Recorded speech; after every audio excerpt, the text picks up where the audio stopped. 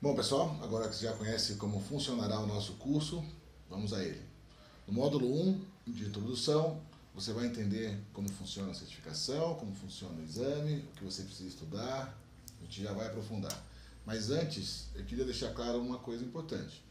O, o LEED, como um todo, o LEED é a certificação americana, vocês sabem. A coisa toda funciona com o uso muito frequente do idioma inglês.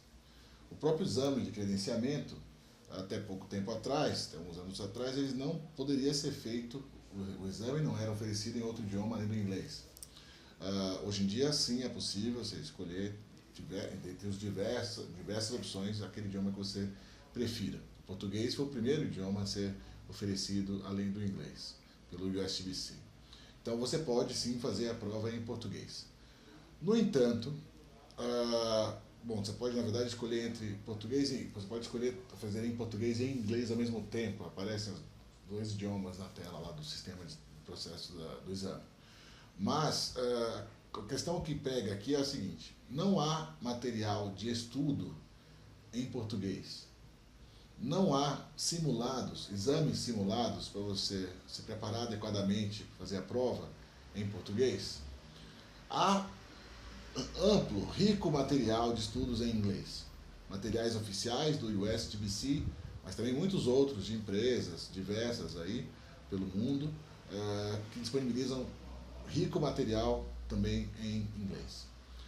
Quando você estiver operando um processo de certificação, trabalhando numa equipe, num projeto, num processo de certificação, você certamente se deparará com a necessidade de usar o inglês também no preenchimento de formulários, de planilhas, na submissão de documentação no Lead Online. Vocês já vão entender depois, daqui a pouco, mais para frente, como isso funciona. Você vai precisar do inglês também. Submeter uma consulta ao USTBC, receber comentários, receber avaliações, tudo funciona com o uso do idioma inglês.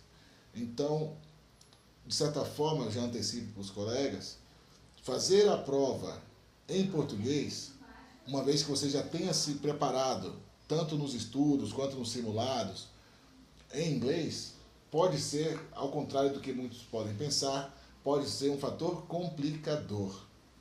Me explico por quê. Uma vez que você conheça a terminologia técnica na área em inglês, porque isso é o que vai acontecer quando você tiver contato com os materiais de estudo. Você tem que, na hora da prova, fazer a tradução do português para o inglês de volta, porque você estudou assim, traz uma complicação adicional que você não precisa. Tem uma questão do tempo também. A prova tem um tempo limite, você tem que prestar atenção para poder responder rapidamente, tem que estar com a resposta muito na ponta da língua, não dá para ficar buscando na memória por muito tempo o que responder. Então, o que eu recomendo é esforce-se, se for o caso, para conhecer a terminologia técnica da construção sustentável em inglês. Nós vamos te facilitar isso. Aqui no curso você vai receber amplo material de estudo e inclusive materiais específicos para a terminologia técnica. Você vai conhecer a terminologia técnica do mundo do Green Building através dos materiais que nós vamos disponibilizar aqui no curso. Por exemplo, este que eu trago aqui, já está aqui em mãos. Essa é uma publicação específica, Green Building A to Z, do Jerry Udelson. É um dos maiores especialistas do mundo em construção sustentável, the Godfather of Green Building. É um dos pioneiros, é um senhor experiente, autor de muitas publicações de sucesso na área. Esta é uma publicação que, inclusive, nós recomendamos no curso, vocês vão ver, está incluído no material, com autorização do próprio autor, eu obtive com ele essa autorização. Então, essa, por exemplo, é uma das publicações que a gente vai disponibilizar para vocês, para que vocês conheçam a terminologia, se familiarizem com a terminologia técnica na área. Então, não tenham receio. Na verdade, você vai perceber como um grande benefício. Isso é bom para a vida, não é só para o curso, não é só para o exame, é para você se aprofundar, se aperfeiçoar, se melhorar como profissional. Para a vida, para a sua vida será útil essa informação, tá certo? Então, ao mesmo tempo que eu peço desculpas porque muitos dos slides que vocês vão ver aqui no curso na sequência estão em inglês, por outro lado eu também fico à vontade para fazê-lo, porque eu entendo que isso será útil para vocês também. Então, ao longo da aula, vocês vão ver aqui nos diversos slides, eu vou ilustrando, vou comentando, vou reforçando os diversos conceitos, vocês vão perceber, no final das contas, que vocês sairão muito mais enriquecidos do que estão começando o curso agora. Ok? Então, vamos lá.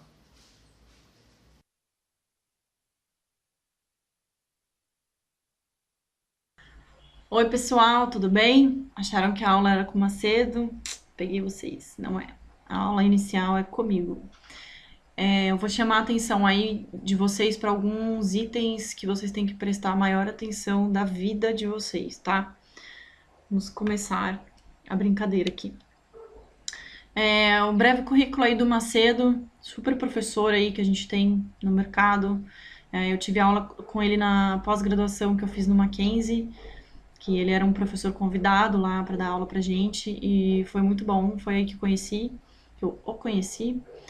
E só para matar aí uma curiosidade que eu imagino que vocês estejam, ali em cima tem do lado da foto dele, né, tem o Lee JP, que ele é Lee JP BD mais C, mas embaixo tem o DGNB. DGNB constante, ele é consultor esse selo DGNB é um selo alemão. É bem legal, assim, também, bem exigente esse selo. Vale a pena vocês conhecerem, mas o curso é focado no lead.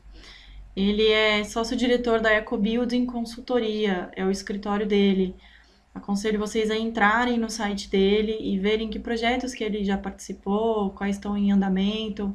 Isso é legal para vocês saberem, tá? Ele faz essa parte de certificações, né, de consultoria para certificações dos empreendimentos. Então fica a dica aí para entrar.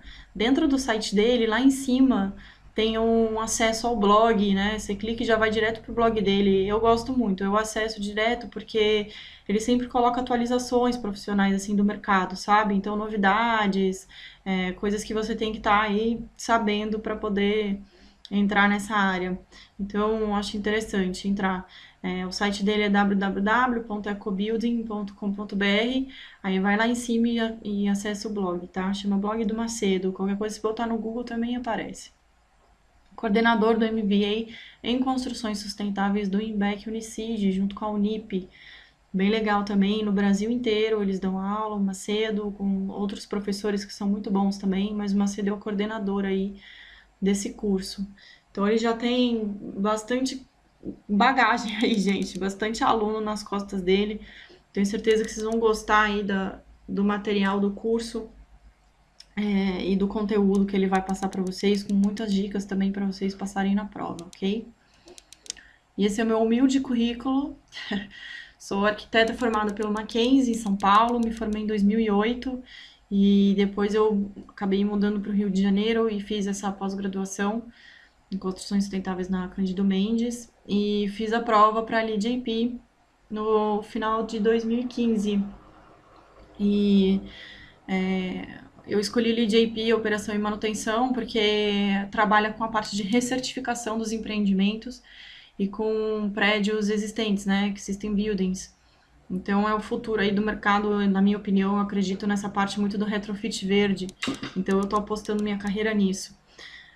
Tem o meu escritório que chama Dia Arquitetura. Quem tiver interesse também em conhecer meu blog é blog.diarquitetura.com.br ou meu site também, que é diarquitetura.com.br. Muito criativo.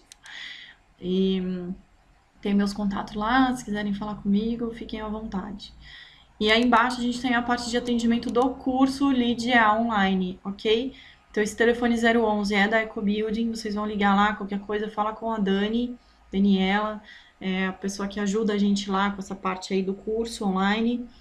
Esse e-mail embaixo, cursos@ecobuildingforum.com.br. Também vocês vão falar com a Dani, ela vai mandar para vocês certificado de conclusão do curso, qualquer dúvida que vocês tiverem em relação à matrícula, essas coisas pode falar com ela nesse e-mail, ok? E o de baixo, tutoria@ecobuildingforum.com.br. Atenção neste e-mail. Vou dar bronca já em vocês. Este e-mail é somente para dúvidas em relação ao conteúdo da prova, tá? Vocês vão me mandar e eu vou responder para vocês através desse e-mail. Eu que sou a professora tutora e vou orientar vocês aí no andamento do curso. Não adianta me mandar dúvidas por qualquer outro meio de comunicação. Se me achar no Facebook e me mandar inbox, eu vou ignorar. Não achem que eu sou sem educação. É porque a gente tem que concentrar tudo em um único meio de comunicação. As dúvidas que vocês tiverem, eu vou fazer um PDF, um arquivo que eu vou mandar por e-mail para vocês, todas as dúvidas, né? Dúvidas frequentes aí, porque pode ser que você não tenha tido alguma ideia, mas aí uma dúvida do coleguinha aí ao lado te ajuda a estudar e a ter uma melhor visão aí do conteúdo da matéria, tá? Então, não, vai ser anônimo, eu não vou dizer fulano, não é necessário isso, né? O importante é a gente ter o conteúdo e ter noção de dúvidas dos outros, porque isso ajuda muito, tá? Essa troca de informações. O programa do curso, eu sei que a gente já falou bastante sobre isso, que vocês já viram no site e tudo, mas eu quero chamar a atenção para algumas coisas antes de começar o conteúdo propriamente dito do Macedo. Então, como e quando se inscrever? Eu acho muito importante vocês entrarem no site do USGBC, fazerem o seu cadastro e, e se inscreverem na prova, gente, porque aí vocês colocam um deadline, vocês colocam uma meta. A partir do momento que você tem uma data para cumprir a sua missão, você vai correr atrás, você vai estudar, tá? Você tem um incentivo, né? Então eu aconselho vocês a fazerem isso, tá? Façam um cronograma de estudos, estudem direitinho, tenham o seu caderno para isso, comprem um caderno, reservem o seu caderno para isso. Eu tenho meu caderno da prova do LEED até hoje e eu consulto ele direto quando eu tenho alguma dúvida. Então, é um material que vocês vão criar para vocês, tá? Para a vida profissional de vocês, não é só para passar na prova. Eu quero que vocês tenham em mente que passar na prova não é o suficiente, vocês têm que passar na prova e continuar estudando e tendo conhecimento. Então, esse caderninho aí de vocês vai ser muito importante, ok? Módulo 2. Prestem super atenção na parte do MPR, que é o Programa Mínimo de Requerimentos aí do LEED. Com certeza vai cair na prova, tá? O LEED Process também, vocês têm que saber do LEED Process na ponta da língua, porque a principal função do LEED A é o LEED Process, e cai muita questão do LEED Process na prova. Então, prestem muita atenção nessa parte que o Macedo vai passar. E a parte do CIR também, que são as interpretações de crédito, né? Você pode pedir isso para o ISGBC, ele vai explicar para vocês melhor. Mas prestem atenção também nas taxas. Pode ser que caia o quanto é cobrado um crédito, uma interpretação de crédito. E o PPI, que é o processo de projeto integrado, vocês têm que saber sobre isso para a vida de vocês, tá? Então, é a parte aí do mercado de sustentabilidade que é realmente o diferencial desse processo de projeto de sustentabilidade. Prestem bastante atenção nisso e é também a base do LEED. O LEED é muito focado nessa parte de PPI. As certificações em geral são, né? Mas como a gente está falando do LEED, eu estou focando aí nele. E aqui, no módulo 3, que a gente está chamando de aula 3, mas que é o módulo 3, a gente entra propriamente nas categorias LEED, nos créditos e pré-requisitos. Eu quero chamar muita atenção para o que a gente chama de sinergia entre os créditos. Então, eu coloquei com as mesmas cores, aí eu vou explicar para vocês. O que são as sinergias? O que um crédito contribui para o outro, o que um crédito influencia no outro, sendo de categorias diferentes. Então, a gente tem aí gestão e ocupação do solo de permeabilidade, que é na parte de Sustainable Sites. O que isso influencia para a eficiência da água? Influencia na parte do paisagismo, então redução do consumo de água do paisagismo. Um crédito vai influenciar diretamente no outro. Essas sinergias vocês têm que saber. Eu não estou falando para vocês decorarem gestão, fica desesperado, gestão da ocupação do solo e permeabilidade, paisagismo. Não, não é isso. Vocês naturalmente, isso que eu estou falando, por isso que eu quero fazer essa introdução. Vocês naturalmente vão pegar isso e vão saber esses conceitos e já vão entender. Pode ser que caia na prova. Que está ali em verde. Controle da poluição luminosa tem qual sinergia? Tem sinergia com qual crédito? O que você pensa em iluminação? Você pensa em energia. Então, ele tem sinergia com os créditos de energia e atmosfera. Então, performance mínima de energia, otimização do consumo de energia, entendeu? Então, vocês têm, com créditos e pré-requisitos, né? Também tem as sinergias. Vocês têm que ter essa ideia de sinergia na cabeça, ok? Botei ali em laranja o uso de declarações ambientais, que também vai influenciar, também tem sinergia com a parte de qualidade do ambiente interno. E aqui, redução dos impactos do ciclo de vida das edificações. Prestem também bastante atenção nisso, porque a sustentabilidade é baseada no ciclo de vida das edificações e dos materiais, tá? Então é bem legal vocês saberem isso para a vida, independente da prova.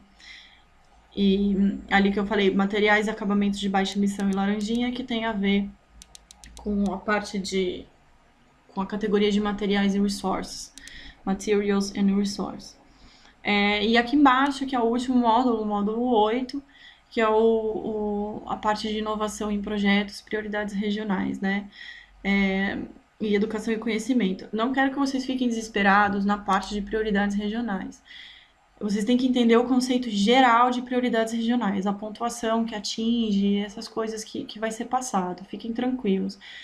Não precisa decorar os créditos que são direcionados aqui para o Brasil, tá? Isso não vai cair na prova. Lembrem disso quando chegar no último módulo.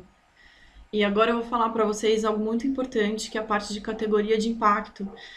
Essas categorias são a base do LEED, são da onde os créditos foram criados. Então, como que isso apareceu? Os Green Buildings, né, eles têm uma certa influência em diversas áreas do meio ambiente, diversas áreas do ser humano, diversas áreas da cidade, da comunidade. Então, essas categorias de impacto, elas são uma direção para serem tomadas nos créditos, tá? Então, os créditos foram criados baseados nisso. Aqui embaixo a gente tem esse gráfico aí, bolachinha. Quem é de São Paulo gostou, hein? Eu falo bolachinha, bolacha. Essas porcentagens, vocês têm que saber não a porcentagem, mas vocês têm que não decorar, tá? 35, 20, isso não é necessário. Mas vocês têm que saber que, por exemplo, a categoria de impacto Climate Change, ela vai influenciar mais do que as outras na pontuação do crédito. Então, os créditos que são ligados com aquecimento global, emissão de CO2, de gases do efeito estufa, são os créditos que têm maior pontuação. Aí, Human Health, os créditos que são ligados à saúde humana. Então, a maioria são de indoor, né, parte ambiente interno. Então, os créditos ligados ao ambiente interno e saúde humana também têm uma pontuação maior. Entendeu? O conceito, vocês têm que entender. Decorem isso. Decorem essas palavras que eu coloquei aí em vermelho, porque isso vai cair. Vai cair, por exemplo, assinale abaixo duas opções que são categorias de impacto. Aí vai ter um monte de coisa que não é categoria de impacto e pode ter biodiversity e community. Você tem que assinalar esses dois, porque você sabe que esses dois são categorias de impacto que influenciam no peso das pontuações dos créditos LEED. Tá? Tem que decorar todas elas. Mas isso é tranquilo, né, gente? É importante, tá? E como que essas categorias, como que essa pontuação, essa análise dessas categorias de impacto é feito para ter a pontuação? Como que isso vai influenciar? Então, association factors, que é essa parte, o que que são? Fatores de associação, né? É a associação entre a categoria de impacto, que a gente viu no slide anterior, e o crédito LEED. Essa associação é feita por 3 análises, são 3 fatores que eles usam para fazer essa pontuação. Então, a eficácia relativa, o quão forte são associados as categorias de impacto. Então, por exemplo, ali embaixo a gente tem esse colorido aí. Então, Optimize Energy Performance. Isso está associado com qual categoria de impacto? O quão forte é essa associação? Depende muito do quê? Do climate change. Isso vai influenciar, esse crédito vai influenciar principalmente em qual categoria de impacto? Em climate change. Então, é o maior peso de pontuação que tem. Então, low emitting interiors, que a gente falou da saúde humana, né? Que é a parte de materiais internos, de emissões. Então, tem uma ligação muito forte com Human Health. Então, é uma ligação muito forte. Então, vai ter uma pontuação maior dentro desse low emitting, entendeu? Water Use Reduction, que a gente falou também sobre paisagismo e recursos de água, também é diretamente ligado com a categoria de impacto Water Resources. Então, e é diretamente ligado como? Com muita força, porque são assuntos extremamente relacionados. Então, você vê, por exemplo, develop density, né, que é a densidade, desenvolvimento da densidade. Tem bastante ligação com community, que é o laranjinha ali no meio, mas ele é um pouco equilibrado entre os outros. Então, são ligações médias, digamos assim, com biodiversidade, com water resource e com human health, entendeu? São essas ligações. O quão fortes são associados com a categoria de impacto. Duração. Quanto tempo esses benefícios e consequências que esse crédito tem vão durar? Então, por exemplo, a parte de paisagismo que tem a ver com use water reduction, a duração disso, dependendo da estratégia, ela é pequena, porque você tem uma manutenção a ser feita no paisagismo. Então, aí você já tem um decréscimo aí na parte de pontuação por conta dessa duração. Agora, se é uma estratégia que vai durar muito tempo, por exemplo, 30 anos, que é a análise do ciclo de vida de um empreendimento, né, de 30 anos, vai ter aí uma pontuação alta se a duração for maior, entendeu? Essa é a análise que eles fazem para ter a pontuação LEED. E o controle, quem vai controlar esse desempenho? São os ocupantes, é o pessoal de equipe, né, o staff, é o owner, que é o dono do projeto, ou é alguma forma passiva de arquitetura, por exemplo, ventilação natural. Então, por exemplo, se é os ocupantes, bicicleta, né? Tem que ter estacionamento para bicicleta para ganhar pontuação. Mas quem vai controlar que os ocupantes estão indo de bicicleta, né? Então, isso cai um pouco, entendeu? Aí, se tem baixo controle, se o controle é feito pelos ocupantes, não vai ter uma pontuação tão alta na parte de controle, ok? Espero ter ajudado aí vocês a entenderem essa parte de categorias de impacto que é bem importante e de sinergias. Vamos agora para a aula do Macedo, aula 1 aí do módulo, espero que vocês gostem. Valeu, tchau, tchau.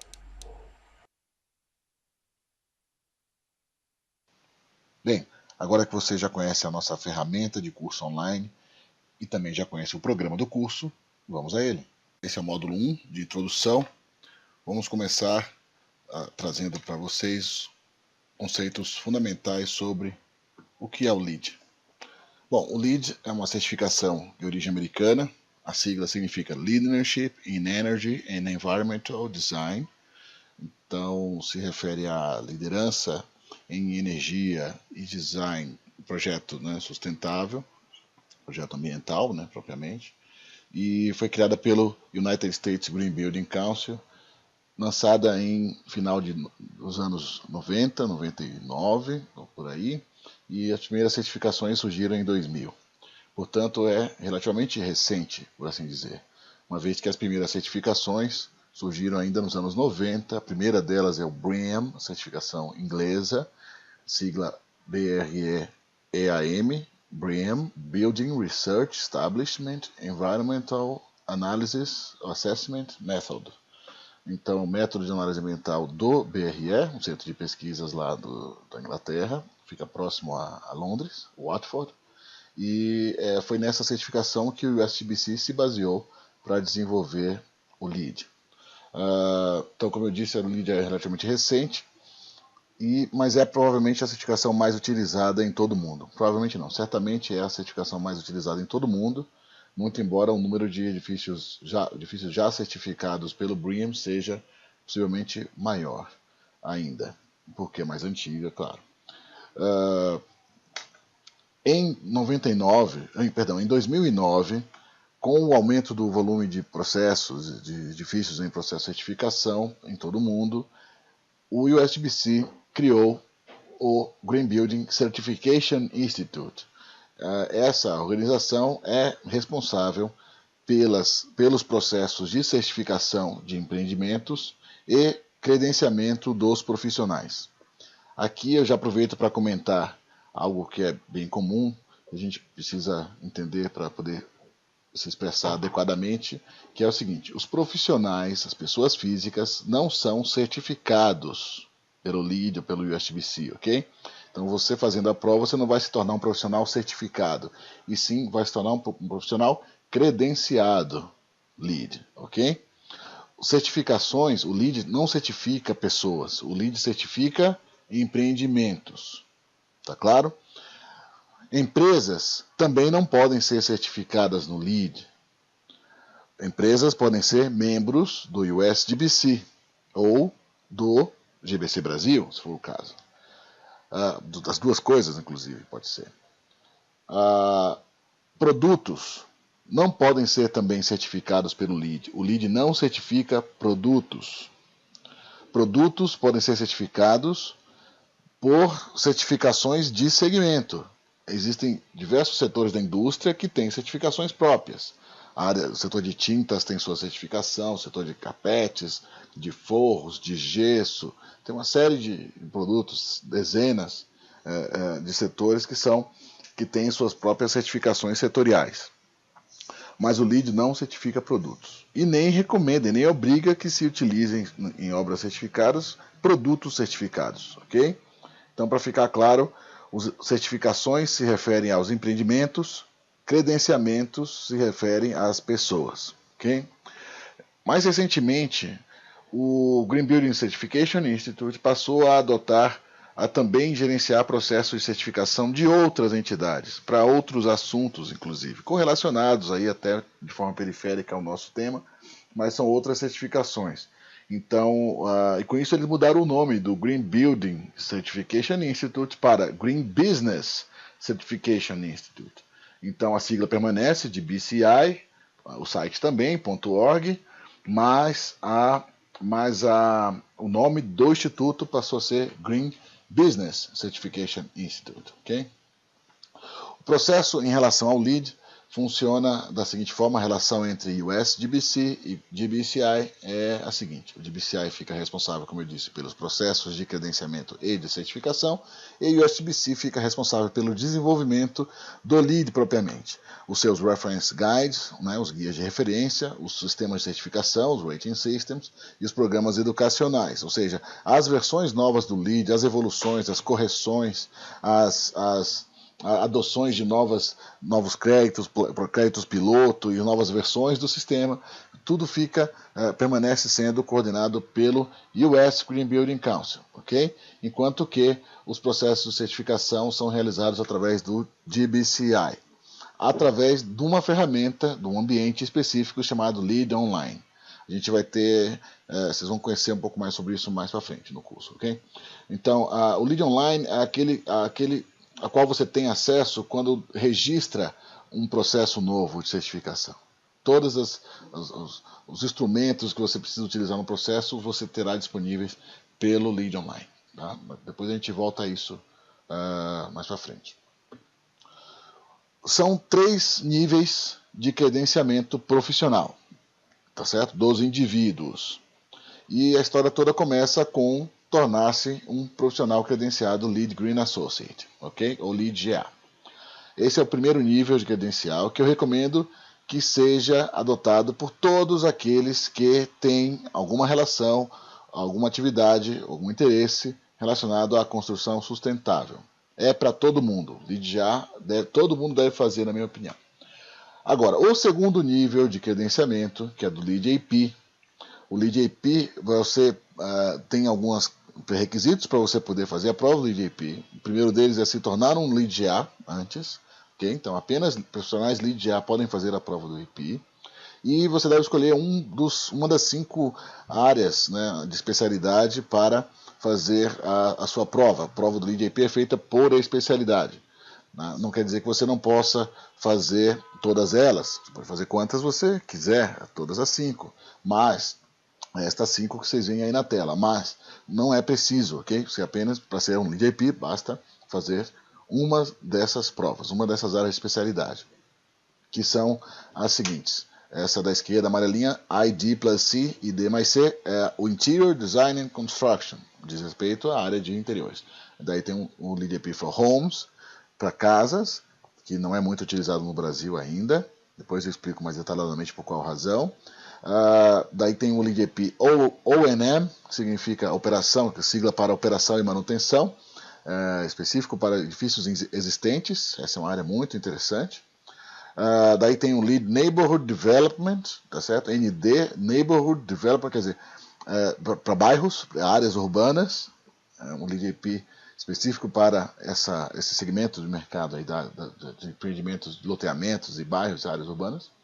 E, finalmente, a área mais abrangente de todas, que é o Building Design and Construction, que diz respeito a quaisquer novas construções fora dos outros cenários anteriores. Então isso completa as 5 opções para o segundo nível de credenciamento profissional, que, detalhe já em seguida, não necessariamente será para todos os envolvidos no mercado. Okay? O Lead GA, sim, eu recomendo que seja feito por qualquer profissional. O Lead AP, já não. Me explico na sequência, só um segundo. Deixa eu comentar antes sobre o terceiro nível de credenciamento, que é o Lead AP Fellow, que é apenas para aqueles profissionais que sejam reconhecidos, conhecidos de maneira notória, talvez, no mercado, como profissionais de muita experiência no setor, são profissionais de grande atividade, de intensa atividade na área, com trabalhos publicados, trabalhos realizados, consultorias, projetos, aulas, cursos, sei lá. São profissionais que têm mais de 10 anos de experiência no segmento e que para o qual essa área, credenciamento para o qual não há necessidade de se fazer uma prova. Apenas para se tornar um Lead AP Fellow, apenas se pode receber indicações. A pessoa pode ser indicada e aí um grupo, um conselho de profissionais Lead AP Fellows já define a aceitação desse novo membro no clube, assim, digamos assim, ok? Então, portanto, é para muito poucos.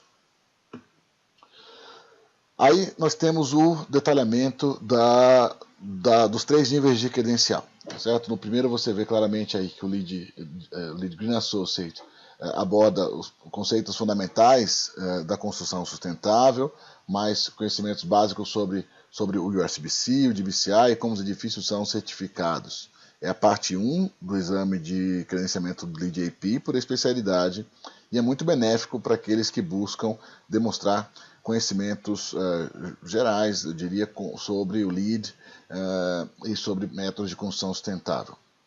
Okay? Então, portanto, é válido para todo mundo. Não há restrição de qualificação anterior necessária, não há restrição de experiência profissional também na área. Isso era uma coisa que até tinha algumas requisitos de elegibilidade antes. Você tinha que estar relacionado a alguma empresa que trabalha na área, ou ter feito algum projeto, trabalhado em algum projeto, ou ter feito algum curso na área. Agora já não é mais necessário isso, qualquer pessoa pode fazer, apenas se exige que seja maior de 18 anos. Ponto. Então é para todo mundo.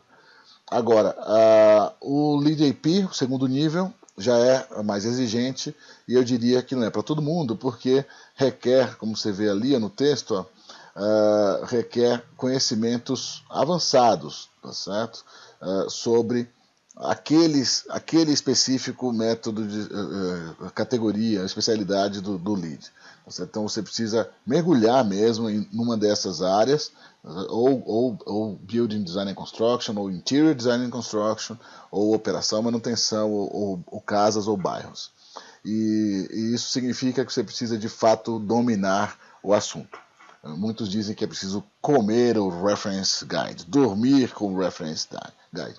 Ou seja, você precisa realmente se esforçar para praticamente conhecer de ponta a ponta o Reference Guide. Isso não é pouco, tá certo? O nível de exigência é bastante elevado e, além disso, ele será necessário mesmo para aqueles profissionais que vão efetivamente pôr a mão na massa, tá certo? Nos processos de certificação, ou seja, aqueles profissionais que vão a campo fazer relatório, que vão participar das reuniões de projeto, que vão preencher planilha, que vão preencher templates, que vão emitir relatório, que vão documentar o processo propriamente, aqueles profissionais que vão estar ali hands-on, digamos assim, pôr a mão na massa, esses devem ser Lead APs. Agora, se você é um profissional que está mais para gestão, um titular do escritório, ou um coordenador de projetos, ou um cara de gestão, de coordenação, um cara de incorporador, ou é um consultor de áreas correlatas, um consultor jurídico, um consultor de acústica, um consultor de paisagismo,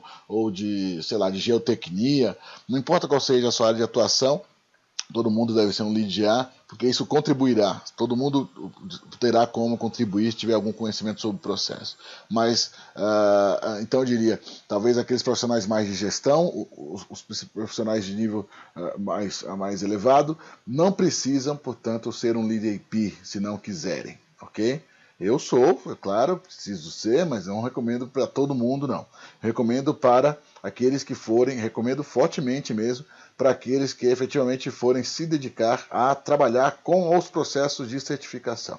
Então, normalmente são profissionais mais jovens, que têm mais tempo para se dedicar tanto aos estudos quanto à prática dos processos propriamente ditos, tá certo?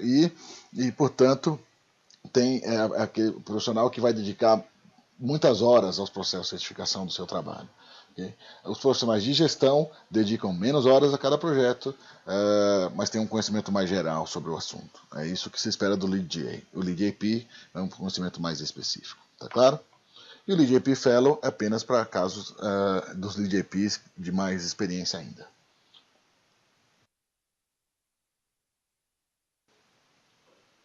O exame Lead Green Associate funciona assim. A prova é feita por computador, você precisa se inscrever no site, tal, fazer os preenchimentos dos dados, já explico melhor como isso funciona. Daí você se desloca a um local específico, onde os exames são realizados efetivamente, e lá você acessa um sistema, um software, um programa específico, que vai, uma vez que você tem acesso à prova, vai gravar as suas respostas e cronometrar o seu exame. Durante a prova você pode mudar as suas respostas, pode até pular algumas questões, desde que, claro, recomendo, não deixe de fazer isso. Se você for pular, antes você marca, responde de qualquer forma, chuta se for o caso, porque você pode fazer isso, né? As questões são de múltipla escolha, então, mas só que você deve, se tiver dúvida, você deve colocar uma bandeirinha lá. Você põe uma flag nessa questão, se você tiver dúvida, para revisar depois. Agora, eu não recomendo que você marque mais do que 10 questões do total de 100, ou seja, 10% das questões, para que você revise depois, porque não tem muito tempo, certo? O exame tem um tempo determinado, você tem 2 horas para responder 100 questões, então não dá tempo de pensar muito, ok? Você tem que estar com conhecimento muito afiado ali, tal, na ponta da língua, tal. Apareceu a pergunta, pá, você já responde sem pensar muito a respeito, ok? Então, não dá muito tempo para você revisar muitas questões no final. Então, o que eu recomendo é, no máximo 10, talvez eu ficaria com 5 questões no máximo das 100 para revisar depois no final, ok? Então, como eu disse, são 100 questões que são apresentadas de maneira randômica, ou seja, aleatória, certo? Existe um banco de dados de questões aí diversas, milhares, não sei quantas, que é buscado toda vez que você clica no Next para responder a próxima questão, você vai receber uma questão dentre milhares que são apresentadas aí, que estão disponíveis para serem apresentadas para você na prova. São sempre questões de múltipla escolha, tá certo? Portanto, você apenas clica na resposta que você acha correta lá, ou nas respostas corretas, e você tem uma explicaçãozinha, um tutorialzinho de 10 minutos antes do exame que explica como funciona, e depois tem uma outra pesquisa de satisfação no final, que é opcional, tal, e que você vai responder feliz se tiver passado, ok? Se não tiver passado, paciência, um abraço, volta para a próxima. Mas tenho certeza que fazendo este curso e fazendo a sua parte direitinho, estudando, tal, fazendo simulados com segurança, com tranquilidade, você vai poder fazer a prova tranquilo, e tenho certeza que será aprovado se fizer, ou aprovada, se fizerem as coisas como nós recomendamos aqui, ok? Nós não estamos falando de coisas, de testes aleatórios, nós estamos falando de experiência aqui, ok? São vários casos, dezenas de casos, talvez centenas de casos já concluídos aí de cursos e de pessoas, de colegas que já fizeram as provas e passaram depois de ter feito o nosso curso aqui, e que confirmam isso que eu estou falando. Então, você vai poder passar de primeira se seguir as recomendações que nós fazemos aqui. Então, preste atenção e vamos adiante, ok? Vamos lá. Então, para passar, você precisa marcar 170 pontos de 200 pontos possíveis, tá certo? Portanto, o índice de aprovação de 85% dos pontos. O que não quer dizer que você precisa acertar exatamente 85% das questões, ou 85 questões, porque, na verdade, as questões têm pontuação diferente, certo? Nem todas valem 2 pontos. Se fosse assim, 100 questões, 2 pontos, 200 pontos. Ok, só que nem todas valem 2 pontos. Algumas valem menos, valem 1 ponto só. Outras valem mais, valem 3 pontos talvez. Só que nós não sabemos, ninguém sabe, na verdade, em nenhum momento saberá quais são as questões que valem 1, vale 2 ou valem 3 pontos. Então, significa que você pode acertar 80 questões e passar, e pode acertar 90 questões e não passar. Tá certo? Por conta dessa diferença de pontuação. E há ainda uma coisa curiosa. Há questões que não valem nada, inclusive, na prova. Essas questões que não valem nada são questões em versão beta, como eles dizem. São questões que estão em teste. Ou seja, elas estão sendo experimentadas. Elas são colocadas para as pessoas responderem e aí eles aferem, eles registram os índices de acerto e de erro, etc., para que eles possam então saber se a questão é boa ou não para ser colocada em prova oficialmente. Então, enquanto está em teste, ela não vale nada. Acontece que o sistema tem que equilibrar os pesos de provas diferentes, porque já que as questões são apresentadas de maneira randômica, cada vez que você clica no Next, é randômica por questão e não por prova. Então, pode ser que uma pessoa tenha mais questões difíceis do que outra, e outra tenha mais questões fáceis do que uma terceira. Então para isso, o sistema faz uma ponderação, equilibrando por peso. Há uma forma de estabelecer compensação para que as provas que tenham mais questões difíceis tenham um peso maior do que aquelas provas que tenham mais questões fáceis. Então o sistema faz esse contrabalanceamento aí que a gente também não tem acesso para saber como funciona. O fato é que no final do exame você vai saber exatamente ali na hora, alguns segundos depois de você ter concluído a última questão, ele vai te responder qual foi a sua pontuação. Você não fica sabendo quais questões acertou, quais que errou, quantas acertou, quantas errou. Você só fica sabendo da sua pontuação final, está aprovado ou não está aprovado, logo ao final do exame. Okay? Uma coisa importante comentar é que não existem questões do tipo todas as anteriores ou nenhuma das anteriores, respostas como essas, né? Ou verdadeiro e falso. Isso é legal. E além disso, coisa também fundamental seja isso aqui, a última frase aqui. As questões são redigidas de forma a não pretenderem ser tricky. Quer dizer o quê? A ideia é que não haja pegadinha, como nós falamos. Okay? Então, o texto normalmente é bem direto, bem objetivo. Ou seja, você começa a ler um enunciado, se você perceber que é uma determinada coisa, vai nessa porque certamente será. Não tem falseamento ao longo do caminho, enganação. Okay? Então, é tudo muito direto, objetivo. Então, se você estiver bem preparado, tiver lido as coisas, tiver feito simulados direitinho, estiver seguro, você vai tranquilo, vai direto e vai ter sucesso, certamente. A taxa de inscrição no exame, chamada Application Fee, é de $50.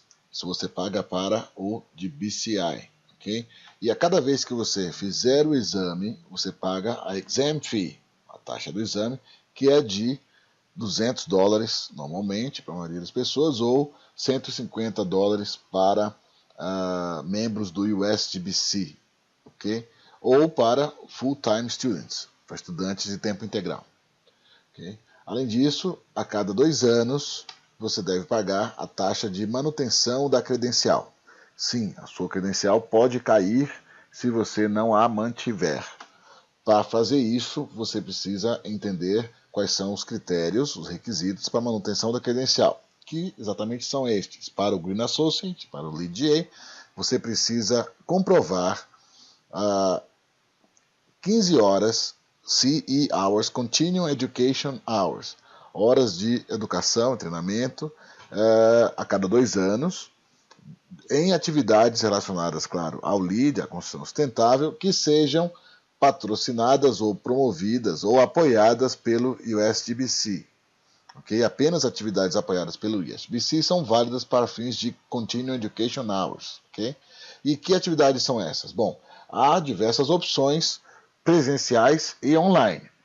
Eu recomendo, sempre que você possa, que você visite, participe da feira da Greenbuild Conference and Expo, que é um dos maiores eventos de construção sustentável no mundo, dos dois maiores.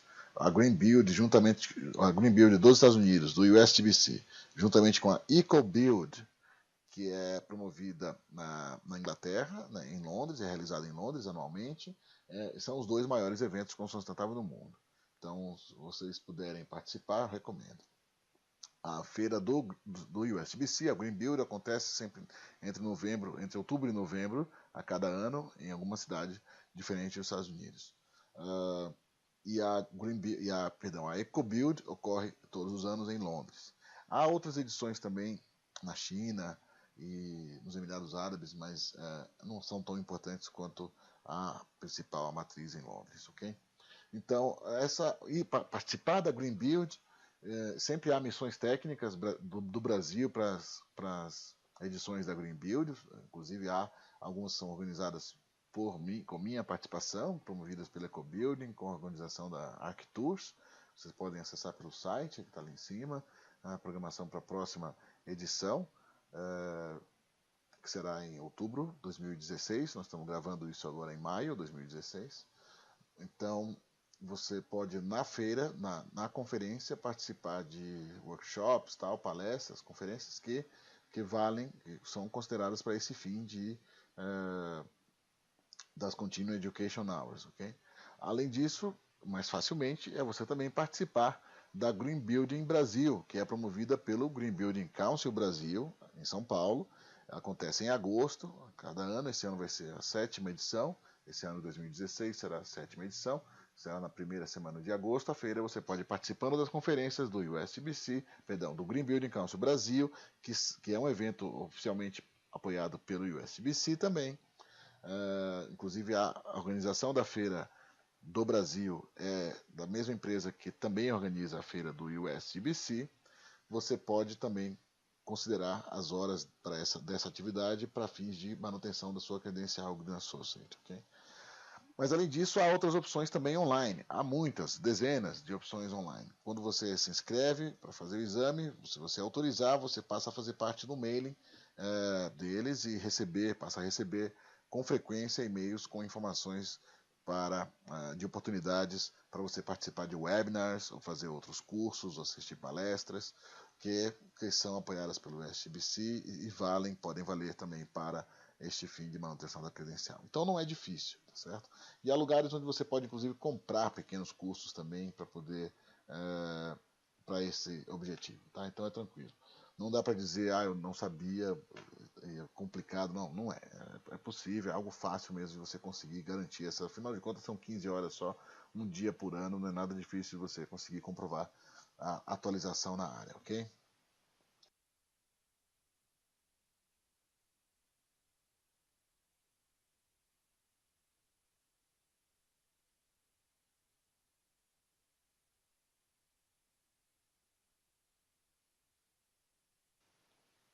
Application fee para o exame Lead Accredited Professional, ou seja, exame Lead AP, ela custa $100 e custa 250 a exam fee, tá certo? Além disso, para manutenção da credencial, ao invés de 15, como é no caso do GA, você precisa comprovar 30 Continuing Education Hours every 2 years, tá certo? A cada 2 anos você tem que comprovar 30 horas. Também não é nada complicado, tá certo?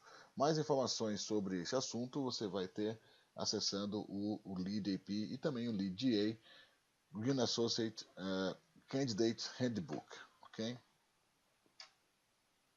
Existe a possibilidade também de você fazer as duas provas, Lead AP e Lead GA, ao mesmo tempo. Mas eu não recomendo esta possibilidade. Essa ideia de você fazer os dois exames juntos, o Lead GA mais o Lead AP, não é uma boa ideia, porque é muito exigente, é muito demandante você ter que estudar para duas provas que tem bastante coisa para estudar, para se preparar, e ainda mais considerando que a primeira do Lead GA é pré-requisito para a segunda. Ou seja, se você não passar na prova do GA, não adianta passar na prova do AP, você perderá as duas, tá certo? Tempo e dinheiro jogados fora. Então, é melhor você se preparar, estudar e fazer a prova do LeadGA, passar, ficar feliz, certo?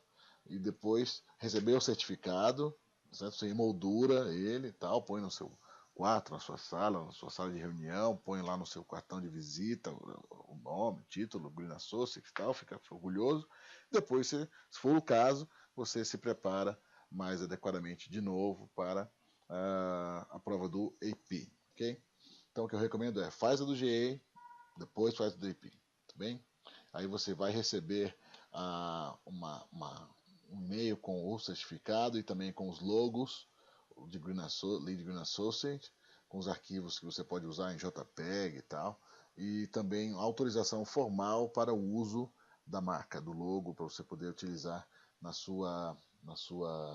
seu cartão de visita, no seu site, se for o caso, tá certo? Você pode usar isso junto ao mercado.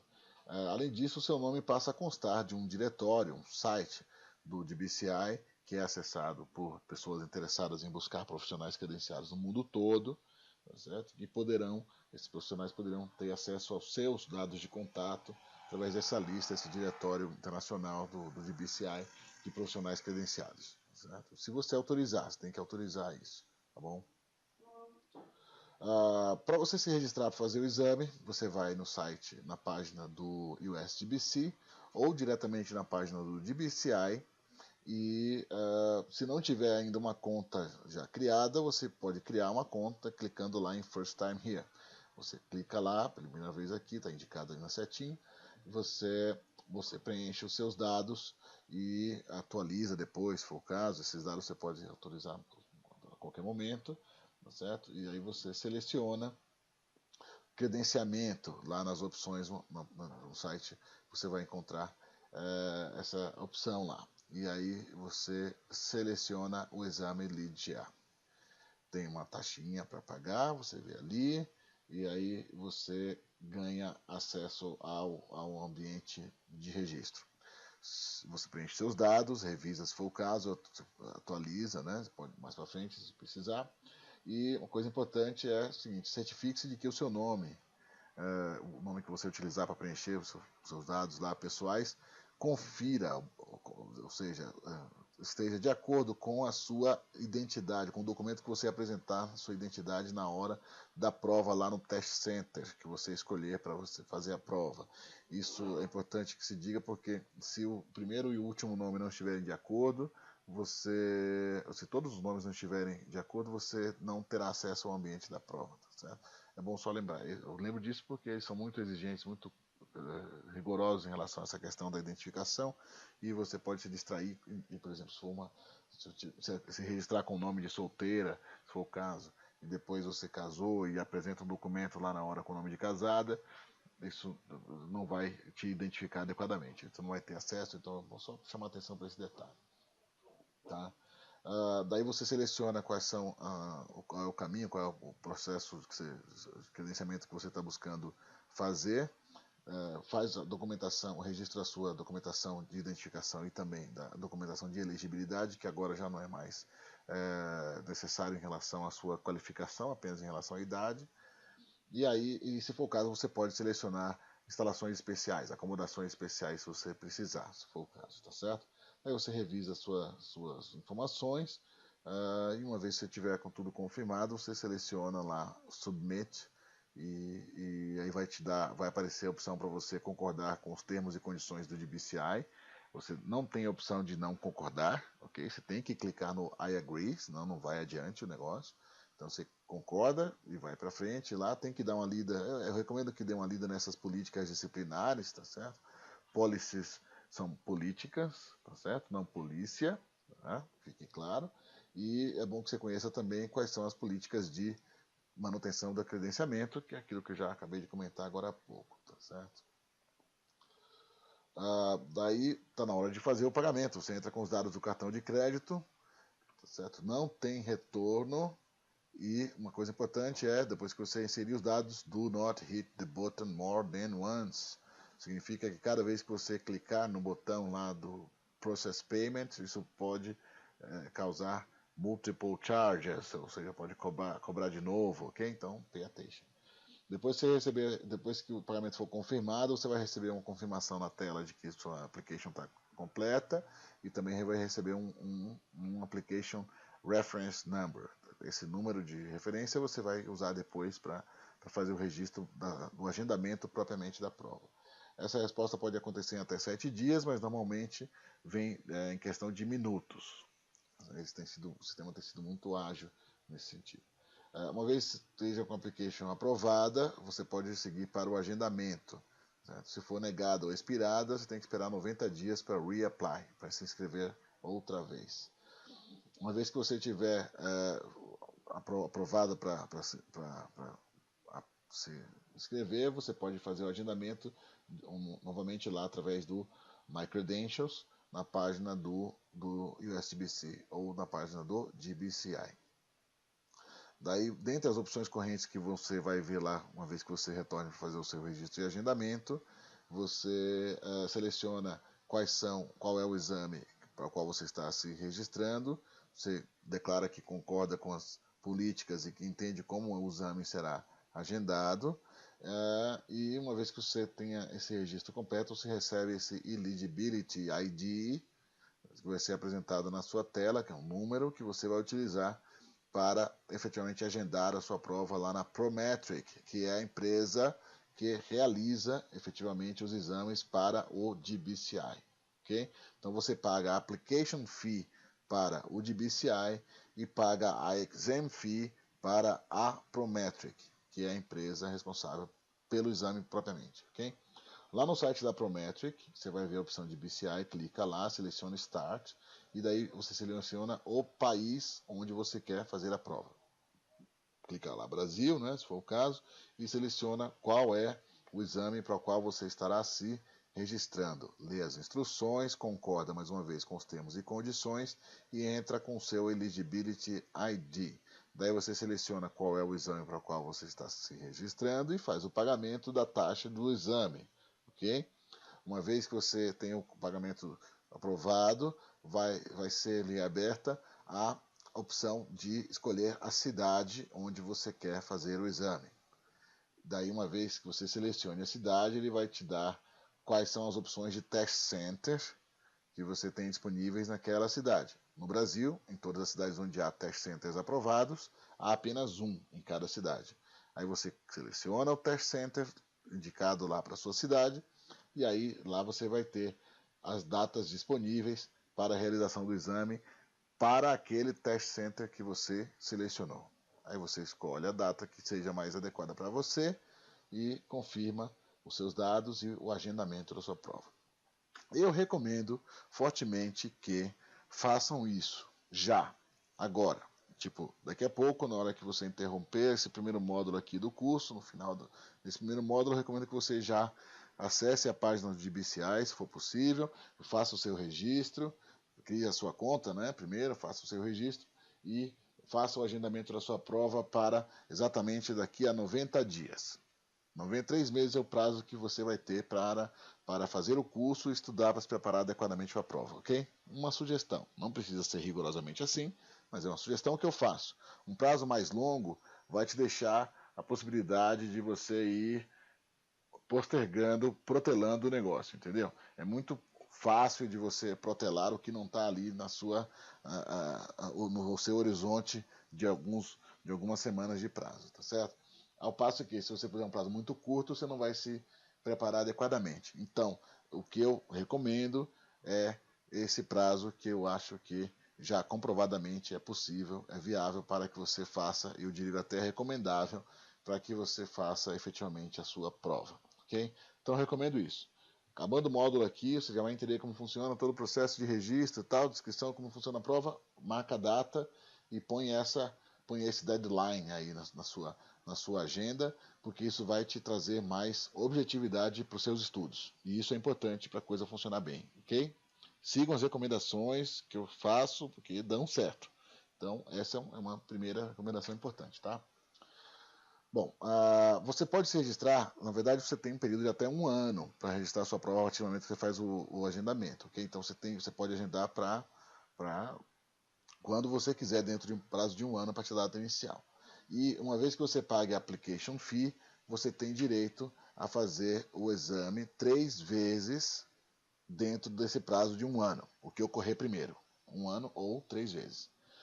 O que não significa que você vai precisar nem de 1 ano nem de 3 vezes. O que eu acho que você vai precisar é de pelo menos 3 meses e para fazer uma prova de uma vez só, fazer a prova uma vez só e passar de primeiro, ok? Então, pagando a taxa, repito, a taxa do application fee, você tem direito a 3 vezes fazer o exame e dentro de um prazo de 1 ano, o que ocorrer primeiro. Agora, a cada vez que você fizer o exame, você tem que pagar a taxa do exame, exam fee, tá certo? Que no caso do Lead A será de $200. Então, não é um dinheiro desprezível, tá certo? Então, vamos se esforçar para não precisar fazer mais do que uma vez. A maioria das pessoas, quase todo mundo, não precisa. Então, espero que seja esse também o seu caso, tá bom? Se acontecer, por acaso, de você não conseguir passar na primeira vez, nem na segunda, nem na terceira, ou perder o prazo, passar o prazo de 1 ano, daí você tem que necessariamente esperar outros 90 dias para submeter uma nova application, tá certo? Por que tem que esperar 90 dias? A rigor, não sei, mas eu imagino que que a ideia seja fazer com que a pessoa seja obrigada a parar para estudar, tá certo? Ou pensar na vida se é isso mesmo que quer fazer, né? Eventualmente talvez seja outra coisa, né? Bom, os endereços onde os exames podem ser realizados no Brasil são estes, tá certo? Há opções aí para várias cidades e se você não estiver em uma delas, você deverá se deslocar a uma destas cidades para, para poder realizar os exames num destes test centers aprovados, ok?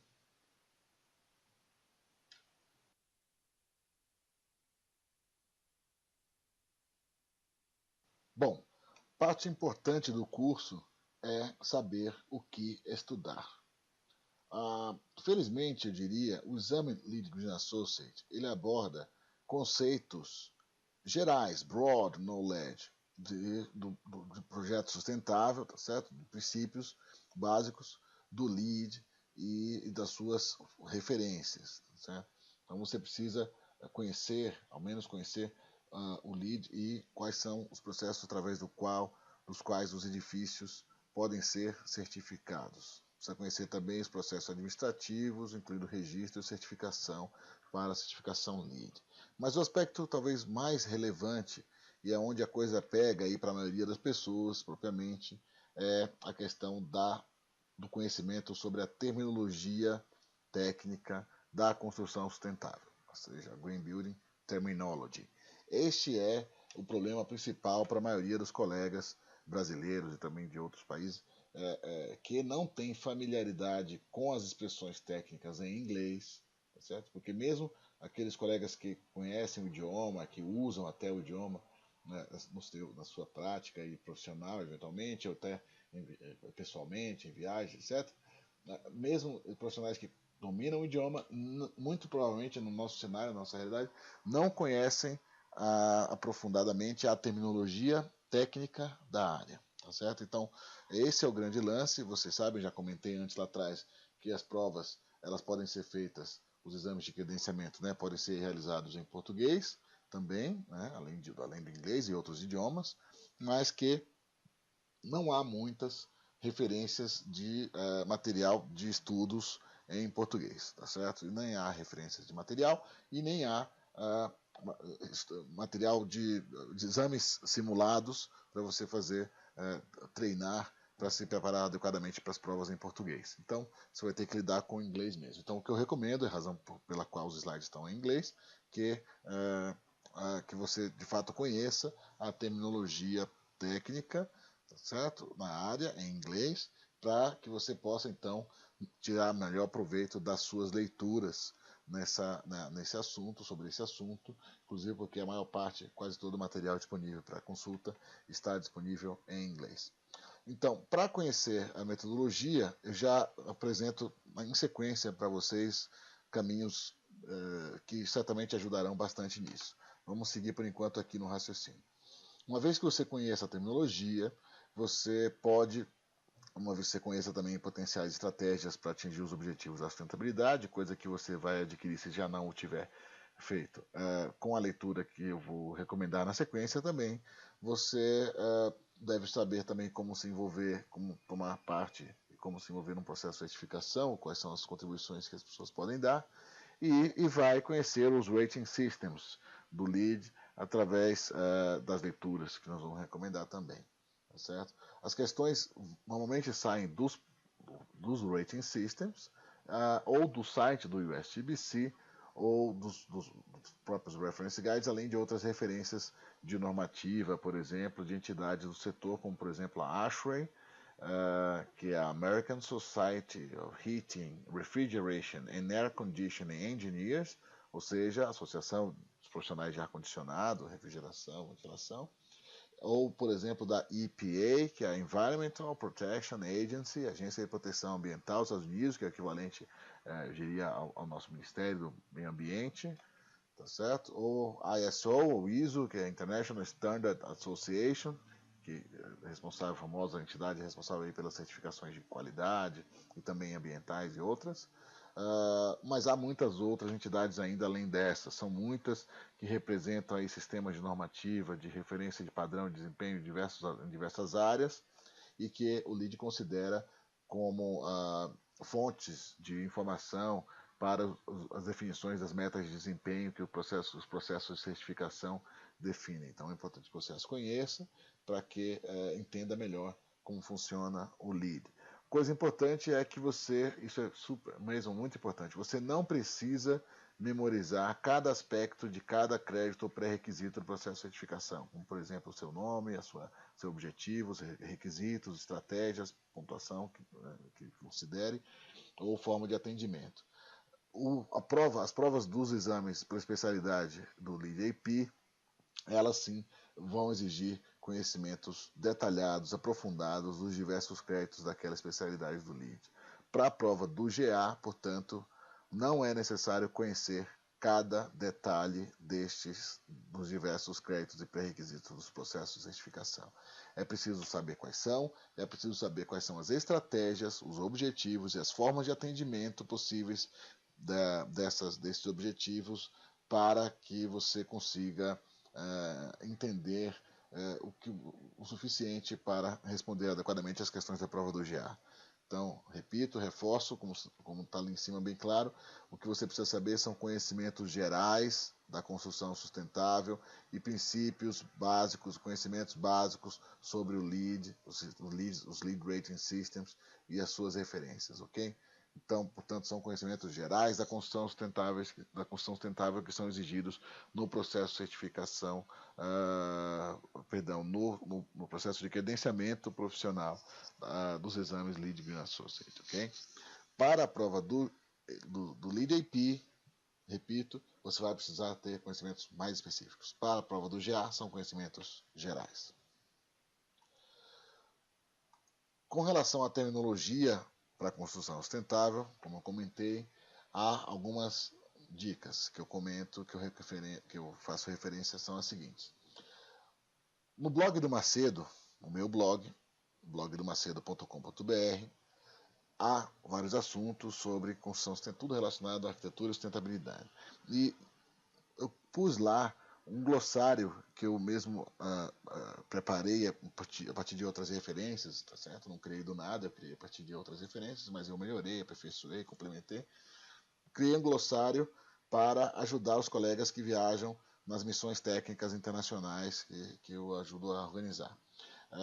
Então, como nas visitas técnicas que nós realizamos a empreendimentos, escritórios, etc., as pessoas usam muitas expressões que são próprias deles lá, eu fiz questão de preparar esse glossário para ajudar os colegas a entenderem essas expressões e aproveitarem mais as visitas que nós fazemos. Então, você pode consultar lá no blog do Macedo, no alto à direita tem um campo de busca, você clica lá, preenche lá glossário e vai aparecer disponível, você pode baixar, compartilhar, fica à vontade, o glossário da construção sustentável na tradução do inglês para o português, tá certo? Além disso, eu recomendo também esta publicação que está aqui à direita e está inclusive já disponível no material do curso como leitura recomendada. Está esta reprodução, o livro está disponível em PDF para você baixar à vontade pode compartilhar. Essa reprodução está autorizada pelo próprio autor da publicação, Jerry Udelson, que é um dos principais autores de publicações técnicas na área da construção sustentável, o chamado Godfather, the Godfather of Green Building. Ele é um autor de dezenas de publicações a respeito, como se vê nessa foto aí, por exemplo. Eu estou ao lado dele numa das feiras da Green Build, foi em Chicago, essa ocasião aí, em 2010, e eu comentei com ele que divulgava esse livro e tal, e ele ficou feliz em saber e não se opôs de forma alguma a que eu divulgasse e compartilhasse o PDF do livro, que é o que faço agora com tranquilidade, ok? Então, nessa publicação você vai ter acesso a uma série de conceitos, todos relacionados aí à construção sustentável, como o próprio nome do livro diz, né? Green Building A to Z. A ideia é justamente introduzir os colegas nesse mundo, no jargão da área. Então, é uma leitura que eu recomendo fortemente, porque conceitua os diversos assuntos que nós estamos tratando aqui, que vocês vão se aprofundar aí nas leituras. Então, eu recomendo fortemente mesmo a leitura desta publicação para o conhecimento da terminologia técnica da área. Ok? Espero que vocês façam bom uso disso. Você pode também utilizar esta outra fonte. O Lead User é um site muito frequentemente utilizado pelos profissionais da área e por pessoas interessadas em geral. É um site aberto, tem um conteúdo aberto muito amplo, tem uma parte restrita também, que a gente usa nos processos de certificação, nas consultorias, mas tem uma parte aberta que também é bastante útil e tem bastante coisa, e que, inclusive, um glossário, que você também pode consultar através do link que se encontra aí na sua tela, tá certo? Depois você pode, talvez, buscar no Google, sei lá, e vai lá no Lead User, você vai procurar por glossário e vai encontrar esta página onde há também bastante coisa relacionada a este assunto da terminologia técnica. Okay? Uma vez que você conheça a terminologia, esteja familiarizado com todo esse jargão, eu recomendo que você passe efetivamente às leituras dos assuntos relacionados à prova propriamente. E a primeira leitura recomendada é o Lead Green Associate Candidate Handbook. É disponível, free, né? Disponível para download no site do USGBC, está aí o link. Você deve ler e conhecer. São os procedimentos dos exames que nós já estamos tratando aqui. Então você, já por ter chegado até aqui, já conhece como funciona o exame, não vai ter tanta novidade a princípio, mas pode surgir quando você estiver fazendo a prova mais para frente. Eventualmente pode ser que surja alguma coisa nova que a gente não tenha tomado conhecimento ainda, ou que não tenha surgido ainda. Então eu recomendo que você mais para frente baixe de novo o PDF do Lead Green Associate Candidate Handbook, ok? Manual do candidato. Existe uma versão em português também, o do Manual do Candidato, está disponível no material também, mas ela não está tão atualizada quanto a versão original em inglês, que você vai baixar direto da fonte no USGBC, ok? Além disso, você vai começar agora a conhecer outros materiais que são específicos, produzidos pelo USGBC, especificamente para auxiliar na preparação para os exames de credenciamento. São eles, esta publicação primeira, Green Building and Lead Core Concepts Guide. Ele trata de conceitos fundamentais, não é, do LEED, da construção sustentável. É bem ilustrado, custa $90 a versão hard copy, ou seja, o livro propriamente, ou 85 a versão em PDF, que você pode baixar, imprimir, mas não compartilhar. E é bem interessante para os que estão se introduzindo no assunto. Se você é um profissional que já está razoavelmente familiarizado, já fez outros cursos na área, ou já fez talvez um dos meus cursos, um MBA, construções sustentáveis ou outros cursos livres, talvez você não precise deste livro, desta publicação, porque ela trata de basicamente conceitos gerais que possivelmente você já os tenha.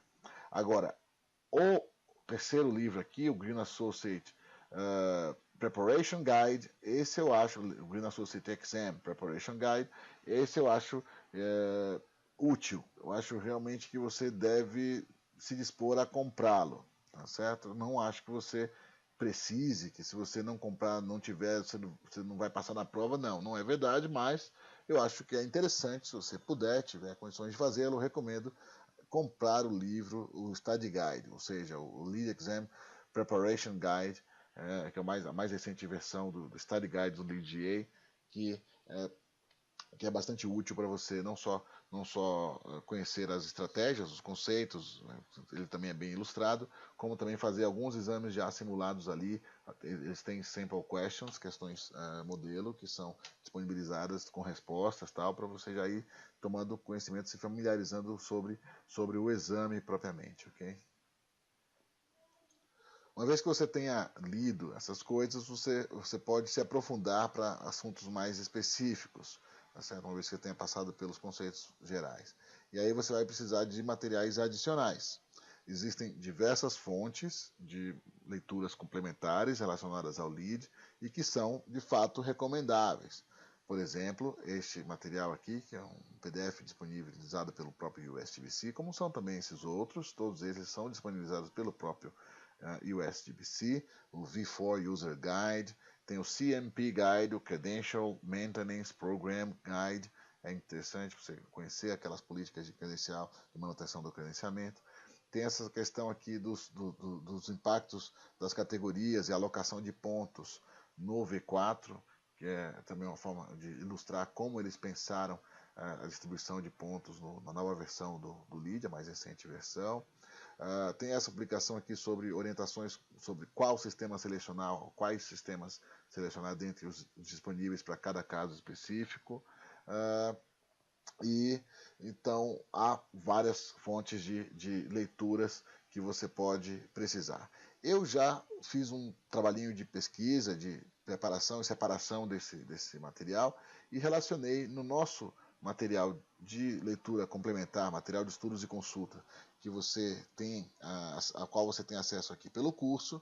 Já selecionei uma série de conteúdos e materiais que são úteis para que você otimize o seu tempo na preparação para o exame.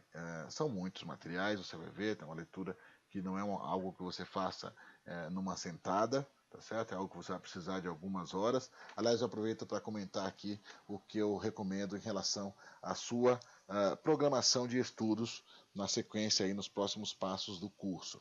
Eu acho, pelo que outros colegas já comentaram em edições anteriores aí do curso, que você pode disponibilizar, se você puder disponibilizar, ao menos 4 horas de estudos por semana, além das horas aqui do tempo dedicado a este curso, propriamente assistir aulas, videoaulas, você deve se preparar para dedicar ao menos outras 4 horas de leitura de estudos por semana.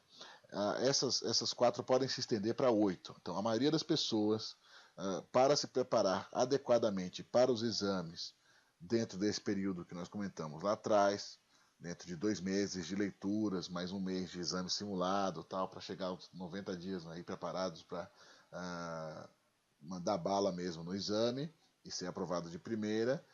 O que eu recomendo, o que se espera é um tempo, né, uma dedicação de algo em torno de 4 horas, mínimo a 8 horas máximo por semana, tá certo? Então nós estamos falando de 8 semanas, estamos falando entre 40 e 60 horas de estudos, tá bem? Então tenha isso em mente. Se você conseguir disponibilizar algum tempo todo dia, ou sei lá, parar num sábado, uma manhã, eu sei, de alguma forma você tem que se preparar para disponibilizar tempo para leituras adicionais como estas que nós estamos recomendando aí. Você não vai precisar, para o exame do Green Associate, da leitura dos Reference Guides. Os Reference Guides são extensos, são densos e são necessários para os exames de credenciamento LEAD AP, ok? Não são necessários para os exames LEAD Green Associate. O que eu recomendo é não comprem os Reference Guides, não leiam os Reference Guides, não estudem para o GA por eles. Eles não são amigáveis, eles têm mais informação do que você precisará, e isso pode mais confundir, atrapalhar do que ajudar. O que eu recomendo é que vocês leiam estes conteúdos que estão referenciados aí, e que já estão disponibilizados para você neste curso, porque já houve leituras anteriores a esse respeito, nós já fizemos uma seleção e já está aí relacionada na lista de materiais que serão de fato úteis e são necessários são suficientes para trazer os conhecimentos no nível adequado para a prova do GA. Okay? Então, quando você clicar e você acessar essa página, esse conteúdo aqui, por exemplo, do Lead New Construction Major Renovation, o que nós estamos falando aqui não é do Reference Guide, que seria o Building Design and Construction, como está ilustrado aqui no cantinho. É apenas uma versão resumida, tá certo? Uma short version, eles falam, uma versão resumida do Reference Guide, limitando-se aos conceitos básicos, tá certo? Objetivos, estratégias e formas de atendimento para os diversos créditos e pré-requisitos daquele sistema de certificação, New Construction, e portanto é uma versão mais dirigida para o que você precisa saber para a prova do GA do que o Reference Guide, que é muito extenso e complexo, ok? Então, existem short versions, versões resumidas dos diversos sistemas de certificação, e elas estão já disponibilizadas para você aí. Tem para o New Construction, tem para o Existing Buildings, Operation Maintenance, o EBOM, tem para Commercial Interiors, o CI, tem para Core and Shell, certo? O CS, tem para Schools, tem para Neighborhood Development, e tem os Minimum Program Requirements, os MPRs, que a gente já vai ver daqui a pouquinho como é que funciona. Certo? Além disso, há esses outros materiais, como nós comentamos, de uso do logo, políticas de uso do logo, políticas do processo de certificação, políticas de seleção do sistema de certificação, Lead Interpretation, isso aqui é muito importante, tá certo? Porque há evoluções que são publicadas no site do USTBC que são decorrentes das consultas que as pessoas fazem ao longo dos processos, durante os processos de certificação. Então as pessoas mandam consultas, o pessoal responde e isso cria um grande banco de dados de Frequently Asked Questions, FAQ, tá certo? FAQ, que pode orientar também algumas evoluções dos processos de certificação que quando ocorrem, são publicadas no site. Então existem correções, errata, existem adições, adenda, existem revisões de texto que são publicados no site do USBC a partir dessas Lead Interpretations que vão sendo desenvolvidas ao longo dos anos, tá certo? Então, o que se entende, inclusive legalmente, isso está colocado claramente desta forma, os Reference Guides são compostos das suas versões hard copy, os textos, os livros impressos propriamente, mais as suas atualizações online, que são publicadas no site do USBC e as pessoas têm que entender que elas, uma vez publicadas, passam a fazer parte integrante do Reference Guide. Não podem argumentar não saber. Isso é entendido dessa forma. Então, é preciso que você conheça como funcionam as Lead Interpretations, ok? Além disso, você precisa conhecer também como funciona a ferramenta do CIR, Credit Interpretation Request, as solicitação de esclarecimentos com relação aos créditos, a alguns créditos, ou a créditos específicos, melhor dizendo, e também há esclarecimentos com relação à forma de atendimento aos créditos de Innovation. Nós vamos ver mais para frente como é que funciona. Há ainda outras publicações cuja leitura recomendamos, específicas para terminologia específica do Operation Maintenance, do sistema de certificação Lead BOM. Existe uma publicação que eu recomendo muito fortemente, que é essa do processo de projeto integrado.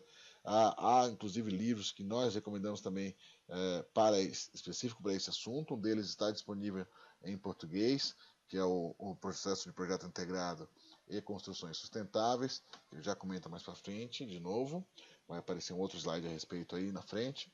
Esta publicação aqui, The Cost of Green Building Revisited, da Davis Langdon, é uma publicação muito conhecida, muito reverenciada também, por ter sido pioneira nessa área nos estudos dos custos, né, da construção sustentável, e é super importante porque ela demonstra que há de fato viabilidade, não só técnica como econômica, na adoção de diversas estratégias que favorecem a sustentabilidade das edificações, com custo adicional próximo de zero. Repito, custo adicional próximo de zero, ou seja, existe viabilidade técnica e econômica para os green buildings, principalmente se os conceitos esses são adotados nas fases iniciais do processo de projeto. Nós vamos ver mais para frente como é importante essa questão da adoção, de quando são adotadas as estratégias no processo de certificação. Mais para frente a gente volta a esse assunto específico. Essa leitura, volto a dizer, é bastante recomendada. Há ainda outras leituras relacionadas aí ao programa de performance, o International Performance Measurement and Verification Protocol, um protocolo de verificação de medição de performance reconhecido internacionalmente, que é muito frequentemente citado pelo LEED como uma referência em relação aos parâmetros, né, técnicos de desempenho para diversos assuntos relacionados aí aos créditos dos processos de certificação. E ainda políticas relacionadas a créditos regionais, não só dentro dos Estados Unidos, como também fora dos Estados Unidos, como é o caso no Brasil. Nós também temos créditos regionais específicos. Lá na frente vamos voltar a isso especificamente, tá bom? Bom, uma vez que você esteja se sentindo seguro ou segura para testar os seus conhecimentos nos exames simulados, depois que você tenha lido esse bocado de coisa lá para trás, você vai precisar localizar, saber onde encontrar exames para fazer, né, simulados. Então estão aí algumas referências. Essas são publicações que você pode adquirir diretamente pelo site dessas empresas, ou você pode também baixar os PDFs ou acessar os sites. Eu conheço essas publicações, eu relacionei aqui as que eu acho mais interessantes, eu tenho esses livros, eu já fiz esses simulados, posso recomendar, conheço inclusive as pessoas, a Michelle Cottrell, autora dessa publicação, o Alex Pilger, que é o responsável pelo Green Step, são pessoas que eu posso confirmar que são profissionais competentes no assunto, mas indo direto ao que eu acho que é mais interessante do ponto de vista do custo-benefício, eu recomendaria esses caras aqui. O Green Building Education Services, que é um site muito experiente, são caras que estão há alguns anos nesse assunto, assim como os demais também, claro, mas esses caras aqui eu acho que resumem bem, sintetizam bem tudo que a gente precisa para se preparar adequadamente para o exame. Vocês vão ter aí no site do DBES diversos simulados, pagando essa taxa fixa aí, única de $50, você tem acesso aos exames simulados, acho que são 700 questões, são 7 exames completos, mas também tem acesso a audio classes, são aulas, arquivos em áudio que você pode baixar e ouvir depois por telefone, sei lá, no trânsito, se for o caso, tal, na ginástica, sei lá. O que é legal, fiz isso, eu nem achava que isso ia ser interessante, que eu ia usar isso, mas acabei usando, achei legal, recomendo também. E você pode também ter acesso a flashcards, que são essas cartinhas que você pode imprimir e recortar, que tem na frente um conceito e atrás a explicação dele, então é legal para você revisar os conceitos diversos, alguém pode gostar disso. Tem também acesso a videoaulas que eles fazem com alguma frequência, são webinars, são ao vivo, né? Você pode ter acesso online, tudo no mesmo pacote aí da taxa única de inscrição. E esses simulados, que eu comentei, você pode fazer e refazer quantas vezes quiser ao longo de um período de 90 dias também. Então, é muito legal. Recomendo que vocês conheçam esses caras aí. Ou quaisquer outros também, mas esse eu acho que tem o melhor custo-benefício. E há outros também. Como vocês veem aí, alguns mais baratos também. Esses são mais recentes. Tem questões de variados níveis de dificuldade.